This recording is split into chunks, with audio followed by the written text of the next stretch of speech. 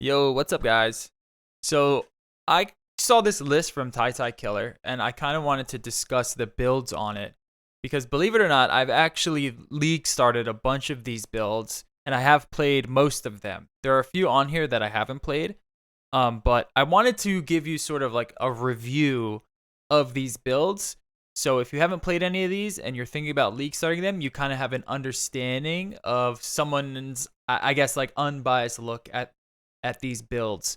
Um, so let's just go through it, and I'll try to explain what I mean. But I think it's a pretty good list of viable league starters. I do want to say that there are some builds that aren't on this list that I think are going to be really, really strong. They're probably going to be meta, but they're a little bit on like the cutting edge. They're a little bit new. You can see one with artillery ballista. That was from some guy on Reddit. Showed off his artillery ballista build, and I'm assuming that's going to gain some traction. But there's other stuff too that I won't get into now, but let's go over this list, and I'll discuss my thoughts on all of these builds, and you can decide if you want to play them or not. So obviously the first one on the list is Poison Seismic Trap. I've league started Seismic Trap, the Poison variant. I've league started it in Hardcore SSF. I've league started it in SSF. I've league started it in Trade. And every time I've league started it, I've always felt underwhelmed. It is a really strong get to end game quickly type of build. It's really strong at that. But in order for it to compete with a lot of the other skills, you really need to kind of invest into it. And then it just kind of becomes any other build.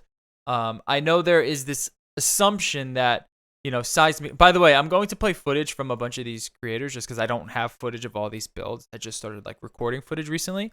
But I'm going to leave a link to everyone's video that I've showcased here just so I can kind of credit them. And this is Jung Roan's version here. But every time that I've played Seismic Trap, I've kind of been underwhelmed by it. It just doesn't deal this massive amount of damage that it seems like everyone thinks you just drop a bunch of seismics and you beat the game. It's really not that simple. There is more to it than that. The seismics do deal a lot of damage, and they do it in a way that doesn't need a lot of investment, but you're still doing like, I don't know, 2-3 million dot DPS. So you are going to be engaging with bosses. You're not interphasing anything. There is going to be an engagement there, especially in SSF, right? In Trade, there's a couple things that you can get, like the Mings. You can get like obliteration stuff. There's a couple of things in Trade that make it a lot quicker to get to that end game stage. So that's what makes it really strong, is you're going to be able to farm content faster than people that aren't playing that build. I'm trying to think of a build that would do it faster. None really comes to mind. Possibly Rage Vortex. There's a couple other builds that I don't really want to talk about here, but those possibly might be able to do it faster. But I do think Seismic right now is one of the fastest builds to just start farming T16, start farming bosses. I just, if you're thinking about doing it with Ubers and stuff, you're going to need some investment, and you need to be pretty good. Okay, the second build on the list is Ignite Wave of Conviction. And I league started this in let me double check. I league started this either in 3.17 or 3.18. I think it was 3.18. And this is Rudy. This is I think one of the best softcore players, if not the best softcore player. You'll see his name pop up because he's always the deepest delver. But this is Rudy's. This is the build that I took from Rudy. It's the Elementalist Wave of Conviction Ignite. And yeah, I think I started in 3.17, but I could be wrong. It could have been 3.18. The way that it's built is essentially, it's mainly a fire trap build with Wave of Conviction acting as your clear. And it's really, really, really strong. It's a great, smooth, easy leveler, especially if you want to leave on the witch side of things. It's just really, really strong. It's a great build. What I also really like about it is how it's just so easy to scale. You're just scaling fire dot. And the way that I built it was the Wave of Conviction would ignite, but the fire trap would just deal burning ground damage. That way you kind of double dip into it, because if they both ignite, then the strongest ignite is going to take over. So you want to be able to utilize both of those skills. You want your fire trap to either ignite or deal burning damage, and then you want your Wave of Conviction to do the opposite of that. And then you're going to kind of get that double dipping there. But it is really strong. it does leave a bit to be desired in the defensive department. I did mine as a staff, and so does Rudy here. And that's going to utilize staff block, and then as much, armor, defense, evasion if you wanted to go evasion. But I think I went armor, and you're just going to stack as much of that as possible. But, it did feel a bit cringe until I started to put some real defense on it, and then it felt pretty good. So I'd say get around 2-3 million DPS, and then really just focus on your defenses because you're going to be lacking in that area, especially if you go the staff route. If you go scepter shield route, it's going to be a little bit more chill because you're not going to be dealing with so much of the, damage. Third build on the list is Boneshatter Slayer. This is also going to be a really, really fast. This is Tripolar Bears video. This is going to be a really fast leveler as well. You're going to be able to get to end games pretty quickly, just not as quickly as Seismic because you're going to constantly need to iterate on your weapon. Now, Boneshatter doesn't need that much. It doesn't rely that heavily on a weapon as other melee skills, but it still is a melee skill, an attack skill, and you're still going to want the best weapon possible.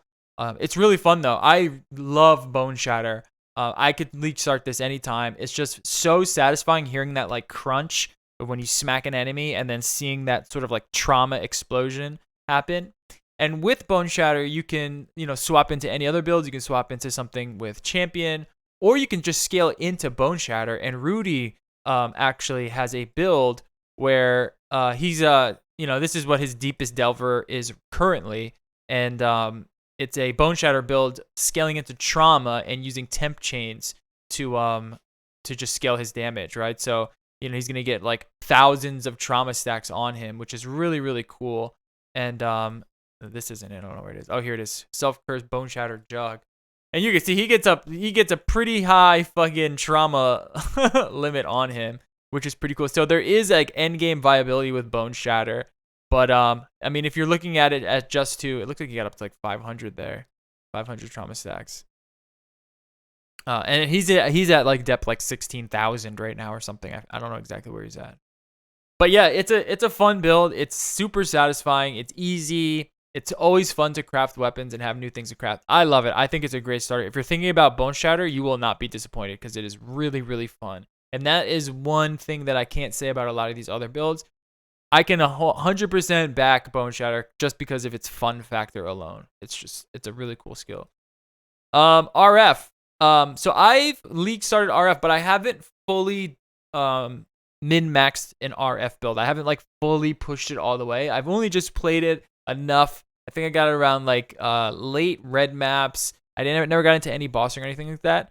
But I did play RF and enjoyed it quite a bit. It was definitely a fun, satisfying, chill build. I could see why a lot of people really enjoy it. It was like the first thing that I thought of when I was playing it. It was like, oh, I understand why it's so popular. It is a really chill, seamless play style. What I don't like about RF is that it doesn't really engage you in any way. It's not really an engaging build.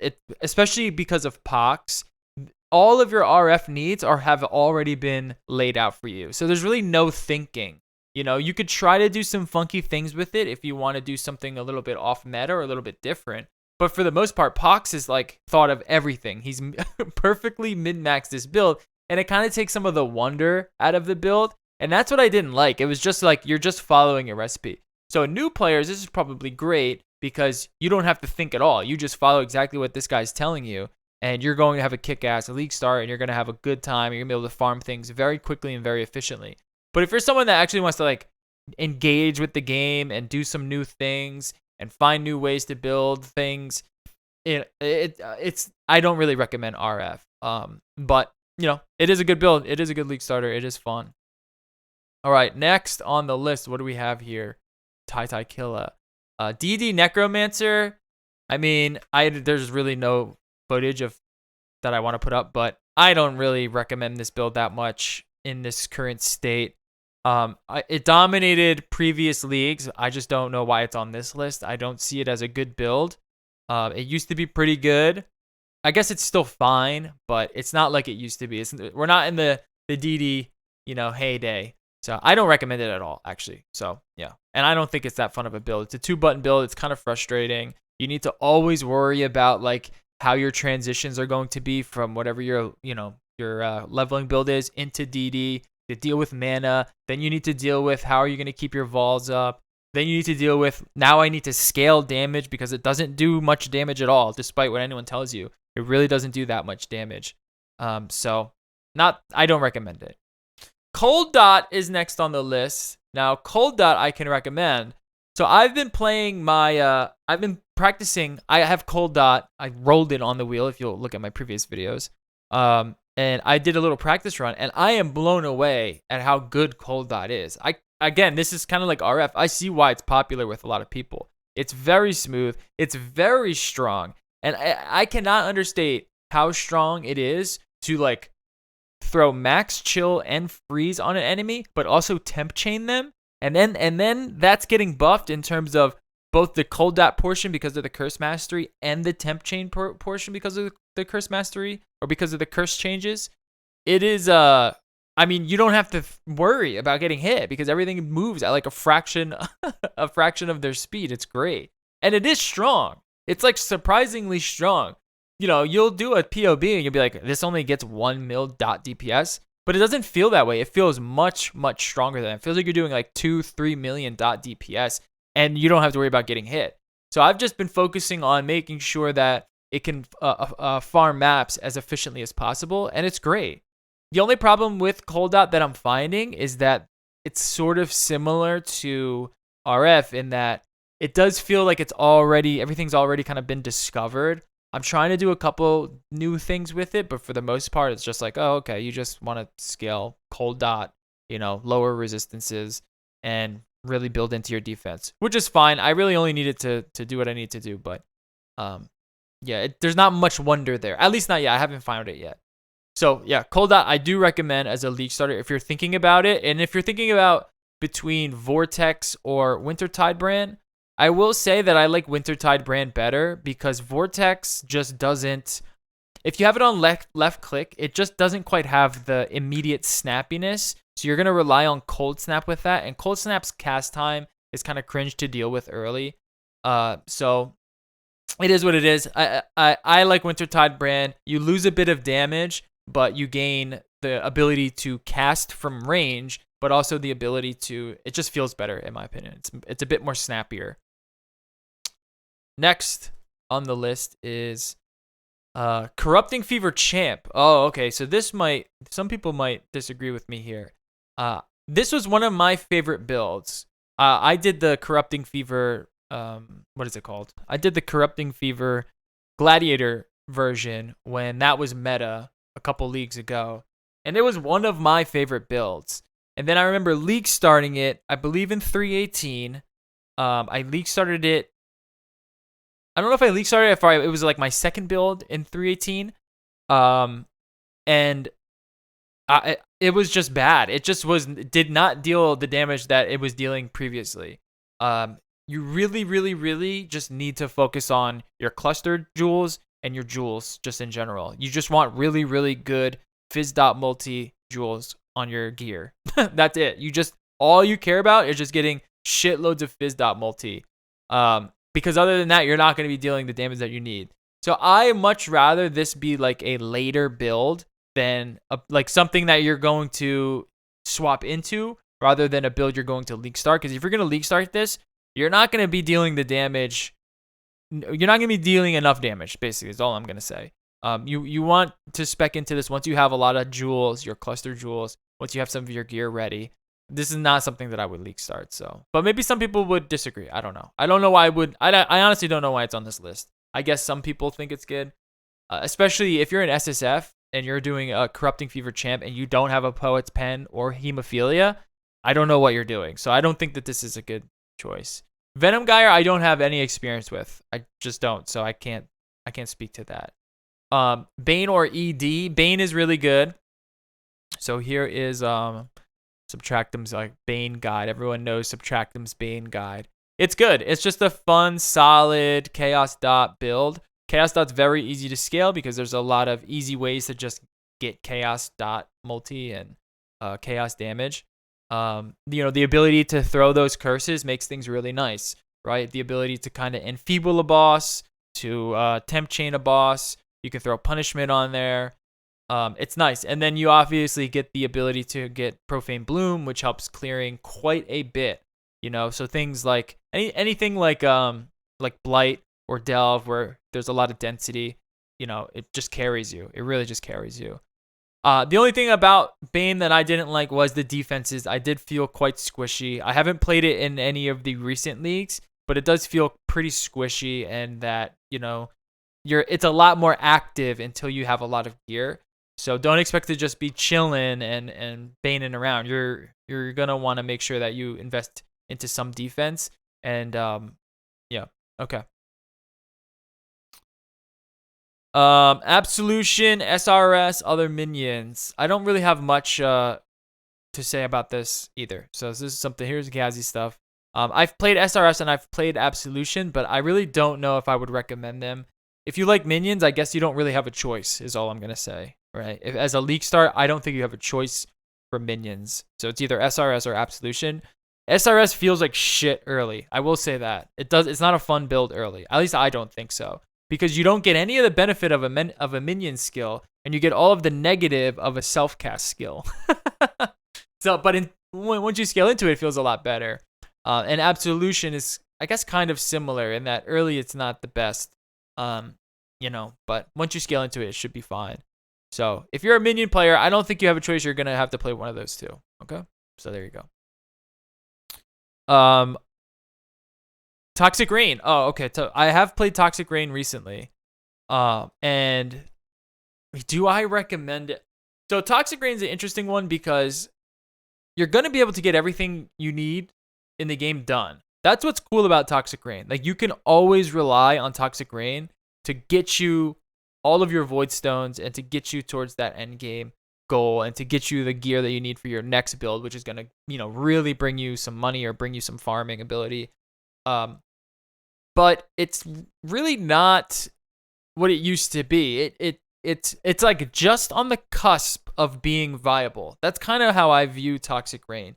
The amount, like the way that it deals damage, like for something like Drox, where all he does is just sit here, that's great, right? But as soon as the boss moves away, the fights become immensely more annoying to deal with, like way more annoying to deal with. So you really do start to rely on gear a lot more than you used to. It's not just like get a level 21 Toxic Rain and you're good. No, you want to make sure that you get a really good bow, that you get really good gloves, that you have a really good amulet, that you have really good boots, you have really good move speed, they have really good projectile speed or attack speed. It's not like it used to be where you just cared about getting Toxic Rain level gems. You really are focused on gear now. So that's something to think about.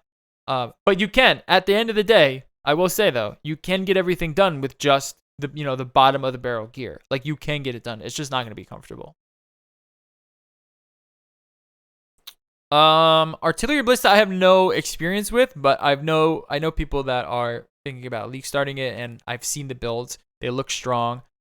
I'm just not a big ballista guy, okay? I'm just not the biggest ballista guy. I'm not the guy to go to for ballistas. Spark Inquis. So this I played last league.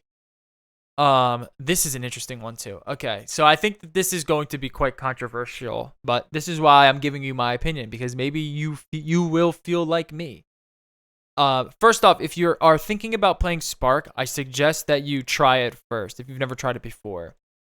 It does the damage, and it's good. It's kind of similar to Toxic Rain, where it does the damage. It's going to get you everything you need done, but you still are heavily dependent on gear. If you want it to make it feel really good, if you want it to look like a lot of the clips, you need good gear. You need a good scepter. You need really good cast speed. You need a lot of investment into duration. You want to make sure that you have good gear. And then on top of that, that's just for the offensive capabilities. Then you have to worry about defense. So it's not the easiest build to build out. But what's great about Spark, and what I liked about it, is that the sky is the limit for building into it. So you can start Spark and end your game with Spark. The end game Spark builds, I mean, my build currently in SSF is doing around like 11 million DPS. And you see it's a very incremental, every piece of gear that you get, you feel it in your build. And that's what's really cool about Spark. But the early league start portion, I really was thinking about not playing it any further. I was just like, this feels like complete shit. You're doing no damage because you don't have the cast speed or the duration to really kind of fill the screen with sparks. And when you do get there, then you have to worry about scaling them because then they just do like tiny bits of damage. But once you get over that hump, it feels excellent and you really start to rack in the damage and it feels good. And yeah, so something to think about. It's not just like a random spell that all you need to worry about is getting a level 21 spark and you're good to go. That'll clear things and that'll get you to the end game, but it's not going to feel very good, and you're going to need to put a lot more investment into it for it to really feel comfortable to farm those end game bosses. At least that's how I feel. Okay, we're halfway through, or we're almost through. Explosive Trap or Ice Trap? I've never played Explosive Trap, but I have played Ice Trap many leagues ago. So my thoughts on Ice Trap are probably outdated. But I will say this, it was strong. It was very, very strong when I played it. I don't even remember when I played it. It might have been like 316, possibly 315. I'm not exactly sure. Probably 315 when the big nerfing happened. But it was strong. I did feel like I needed some of those unique gear, like the Tinker Skin and the Slave Hands drivers or whatever they're called, Slave Driver's Hand.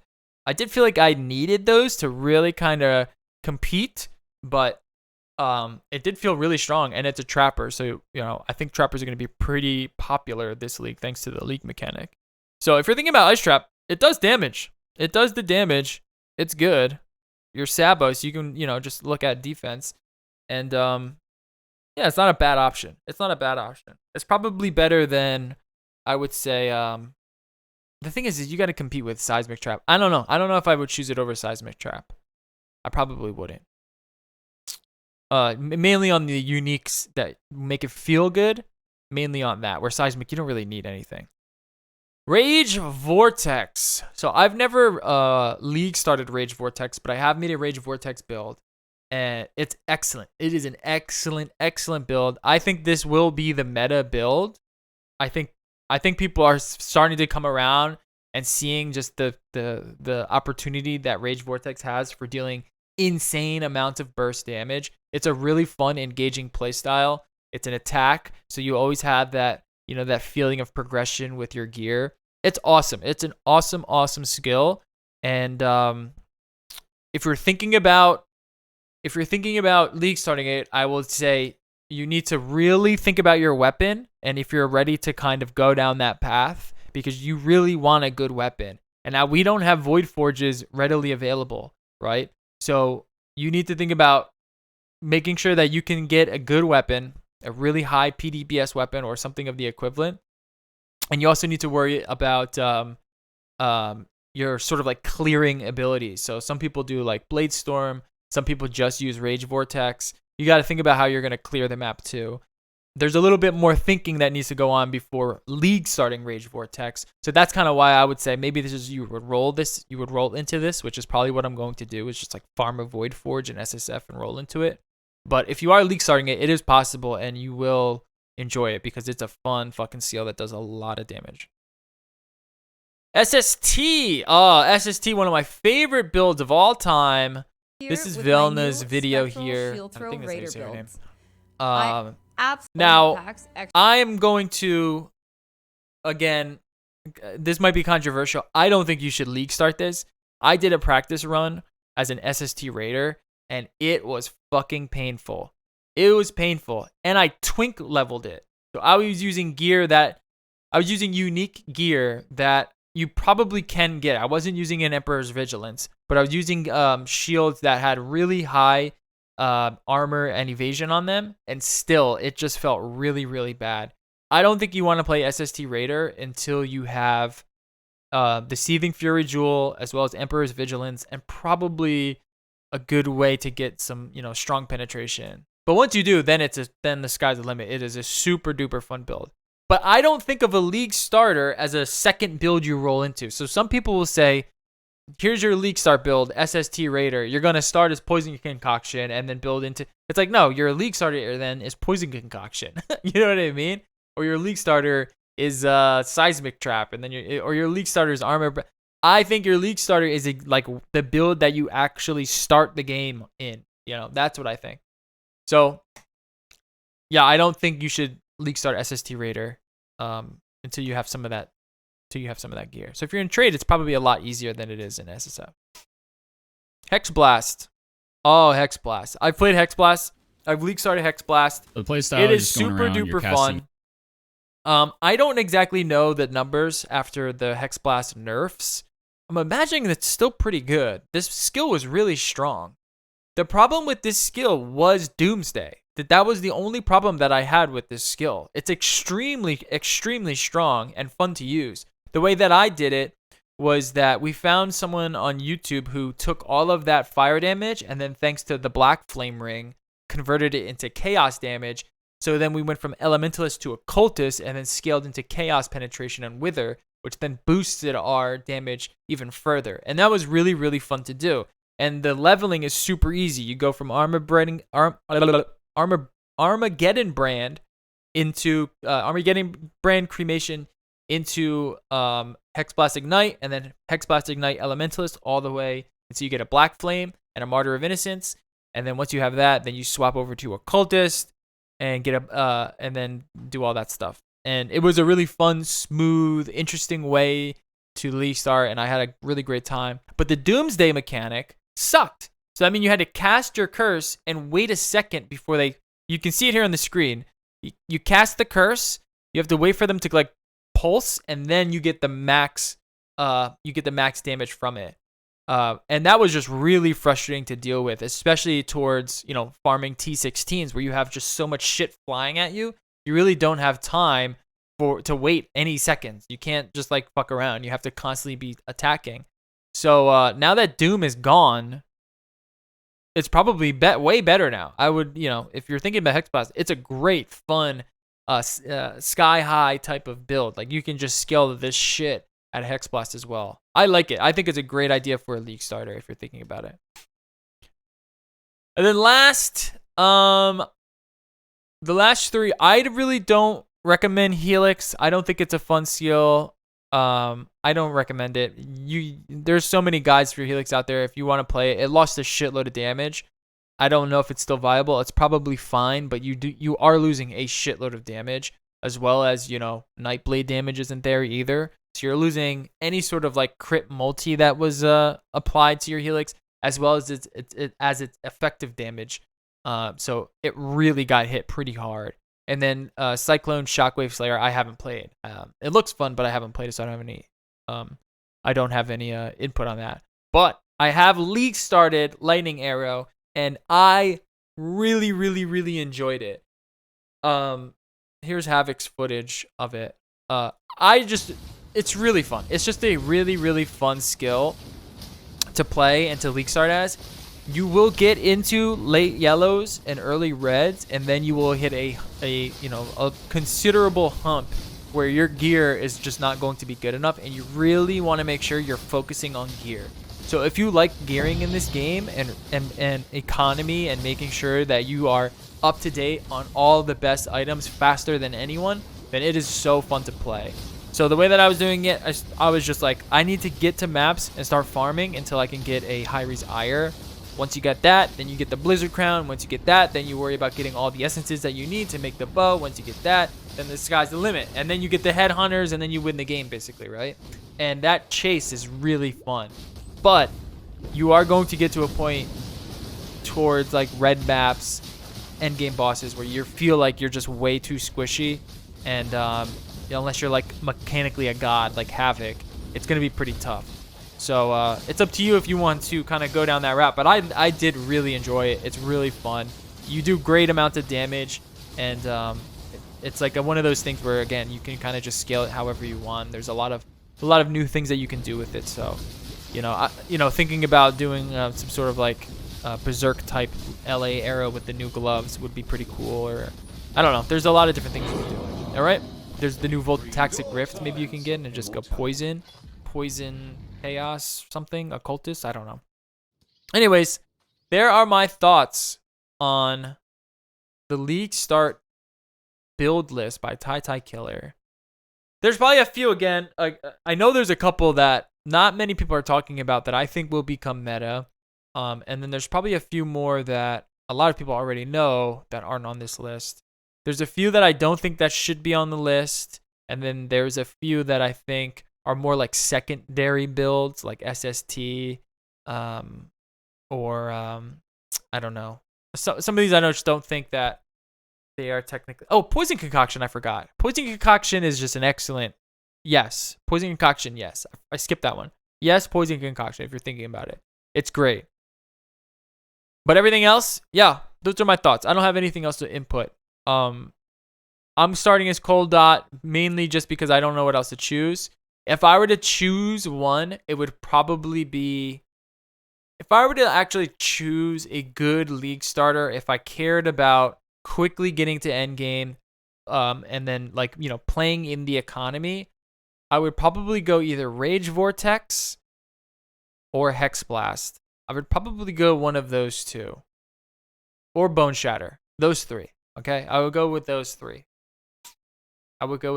Rage Vortex is probably going to be the strongest, I think, though. I think people are really sleeping on Rage Vortex. It's just insane. It's an insane skill. And there's so many cool new uniques that are going to help it out. And then you have the Calm's gloves. Yeah, there's a lot of fun things for Rage Vortex. So, all right, let me know if you disagree with anything that I said, or if this video helped you in any way. If I can help you choose a league starter, then that's good. But one thing you want to make sure with a league starter is, are you good at the economy or are you good at mechanics, right? If you're good at the economy, then you can pick something that is a little bit less mechanically good, but is a little bit stronger.